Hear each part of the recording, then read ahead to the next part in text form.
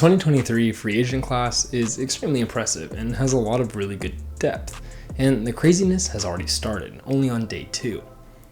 And the craziness has been pretty impressive, but one of the most underrated signings of the entire year has been Robert Woods, extremely under the radar and more importantly undervalued for the team.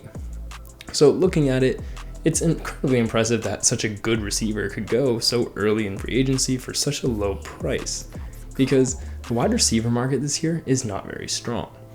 The first wide receivers off the board will be someone like either Odell Beckham Jr., who is coming off injury and likely may never sign again, T.Y. Hilton, and Jacoby Myers. Not necessarily the star-studded free agency group that we've seen for the past couple years. And so, looking at it, it was definitely an interesting free agency for teams that needed veteran presences at wide receiver. The talent wasn't really there, but with the release of Robert Woods a little bit earlier from the Tennessee Titans, the Houston Texans could strike. With a 2-year, $15.2 million deal, Robert Woods is now a Texan, and I thought it was one of the best signings they could have done. Not only is it extremely team-friendly, with cap hit of only $10 million if they keep him for a year, it's a good contract overall because Robert Woods is still a very good player, and he's going to bring an important veteran presence to a young team with a young quarterback who needs some stability.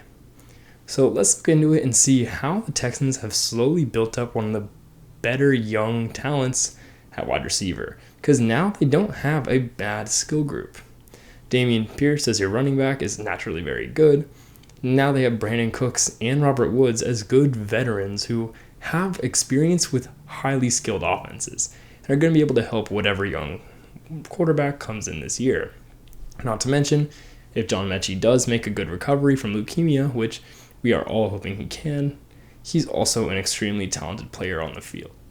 So looking at that type of roster, you're looking at something good. And now they can invest in something like a tight end, which will only continue to help a young quarterback continue to develop and become a franchise savior for the Houston Texans. So let's look at Robert Woods and see how he himself is going to influence the Houston Texans passing game and what he does well. Let's get into it.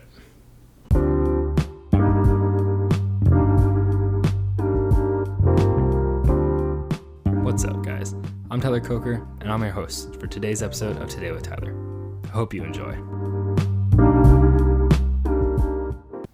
Robert Woods is extremely good at simply getting open. He has effective footwork and burst to win deep despite a lack of true deep speed. He can stretch the defense effectively, and while it may not be his ideal role, it's an aspect of his game that can shred defenses. Even without crazy speed, he has the quick area speed that can scrape across the defense and work the middle of the field, something he attacked extremely often for Tennessee and did very efficiently. He was consistently open on digs and other intermediate routes, finding spots in zones and ultimately offering a target for his quarterback. That's especially helpful on a team like the Texans, who will have a young quarterback that can consistently use an open wide receiver to find easy completions. Woods has great technique against man coverage as well, flashing great handwork to get open no matter what the coverage. His hands are also extremely reliable, making sure any throw toward him will be secured, even with poor accuracy for yards after catch. When the ball is placed well, however, Woods is a deceptive yard after catch threat and is extremely aggressive with the ball in his hands. Finally, he brings value as a run blocker as well, and will get physical with anyone to gain those extra yards. So Houston lucked out. Somebody who still has good route running despite not necessarily having top-end speed, and somebody who can still offer veteran hands and presence in a team that really doesn't have anything consistent yet is going to be extremely important. Robert Woods may have been extremely limited in Tennessee, with many times he was wide open and wasn't targeted, and many times he only ran 2 to 3 routes every single game. It was just a matter of which route was he going to run. With a team that may be willing to diversify Robert Woods and use him as an actual weapon, I'm excited to see what he can do and produce this year. Because sure, he may be 30, but that doesn't mean anything, and age is only a number. Thank you for listening, I hope you enjoyed, and I'll see you next time.